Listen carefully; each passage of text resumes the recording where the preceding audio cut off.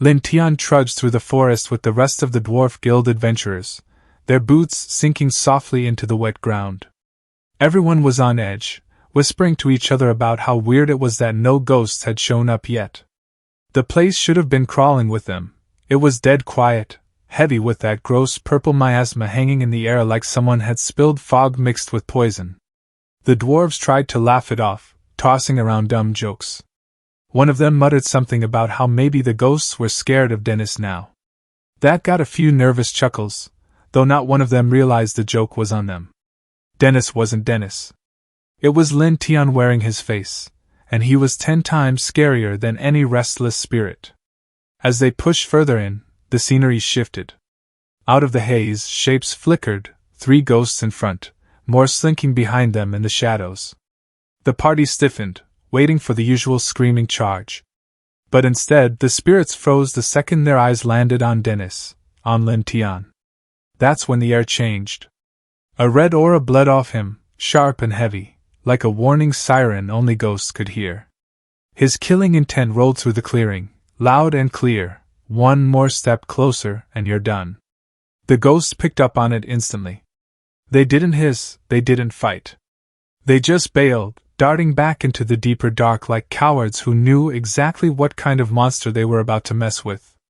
The dwarves were left standing there, dumbfounded. "The hell was that?" one muttered. To them it looked like the spirits were making fun of them, pulling some kind of disappearing act just to screw with their nerves. But Lin Tian knew better. Those ghosts weren't dumb, not even close. They weren't the type to waste themselves on a fight they couldn't win. They'd taken one look at him, felt that pressure, and decided nope, screw this. Running was the only sane option. The adventurers finally pushed their way out of the tall grass that had been covering the path. They were crouched low the whole time, trying to avoid catching the attention of whatever spirits were lurking. But the moment they stepped out, the purple haze around them got thicker, curling and pressing in like it was alive.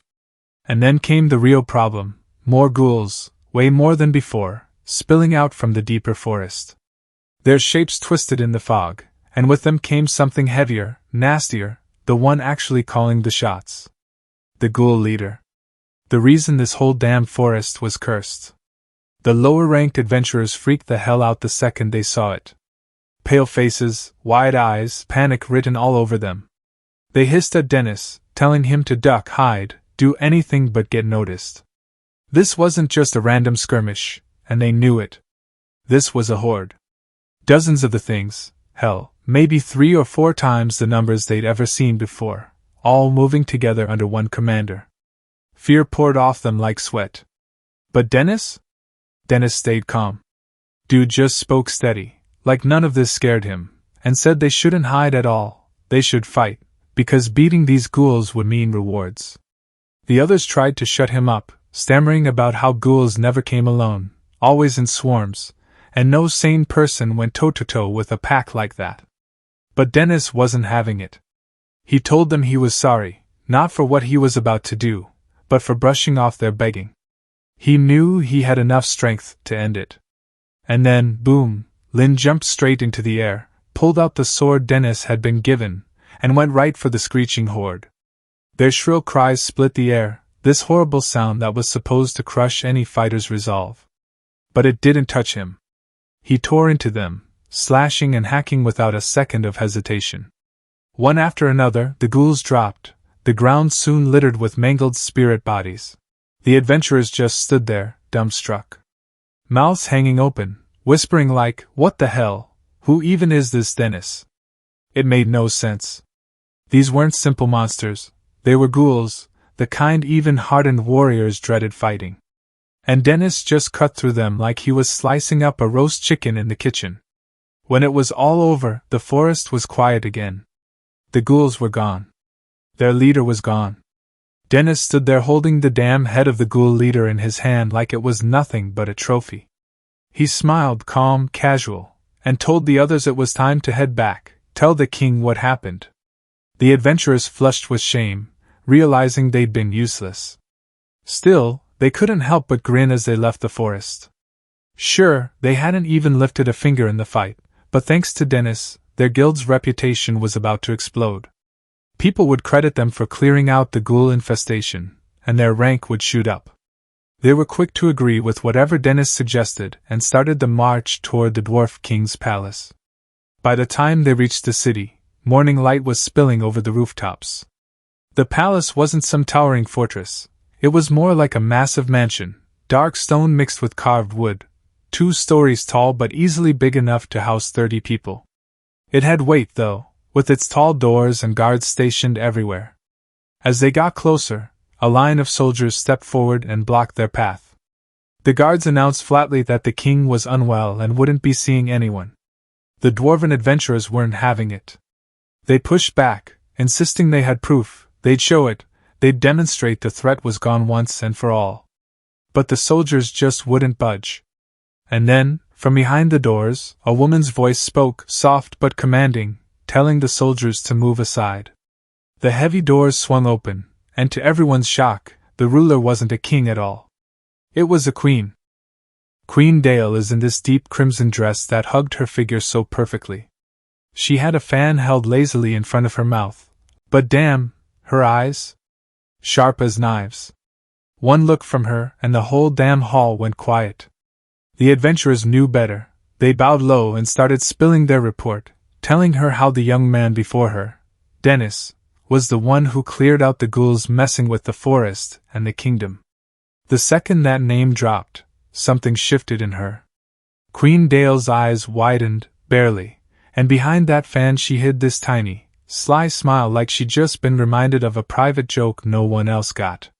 She definitely knew the name, or the guy. You could tell she felt something off, or rather, something rare, about him. Dennis wasn't like the other dwarves she'd seen, not even close.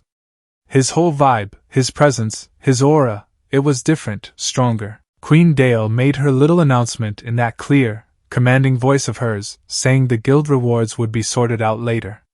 Someone from the palace would haul them over to the guild hall. For now, she only wanted Dennis to stay behind. Everyone else? Out. And honestly, the adventurers couldn't have been happier with that deal. They bowed, thanked the queen like good little soldiers, and left grinning. That left Dennis, or at least, who everyone thought was Dennis. Lin figured this was his shot. Playing the part, he said he didn't give a damn about gold or random shiny spoils. What he wanted was bigger. He wanted to learn the art of forging. But he barely got halfway through the request before the queen snapped her fan shut and cut him off.